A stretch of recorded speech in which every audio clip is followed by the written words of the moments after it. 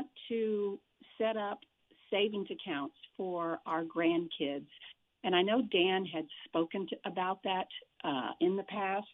We're not interested in the 521, and so is it a custodial account that we set up and then into a Timothy plan, or what would you suggest? Well, it just depends on, you mentioned the word saving. So to me, saving means that you're putting money aside and you don't really want to see any volatility in it. If it's a savings account, then I would just suggest, a bank account or something like that. But if it's an investment account, if you've got a longer term time horizon for the kids and you want to do investments, then yes, I would. It's not possible really to be biblically responsible in a 529 plan because they're all every single state is sponsored by mutual funds and none of them are sponsored by Timothy. So none of them give you really good biblically responsible options.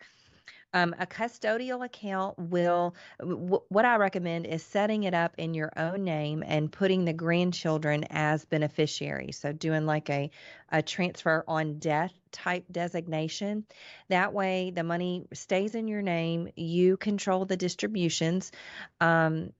And you could set that up at a discount brokerage. You could do it directly at Timothy. If you're just wanting mutual funds, you would be limited. You wouldn't be able to get the ETFs and or any of the other things in that type of account. But if you do a custodial account at the age of majority, that money gets turned over to the child, regardless of whether you want it to or not. So, sometimes people aren't quite ready for that money to transfer. Right, right.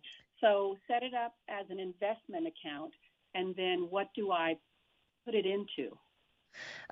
It just depends on what your time horizon is. If you're a partner, you can follow one of the younger age models, maybe the 25 to 35, if you have the longest time horizon.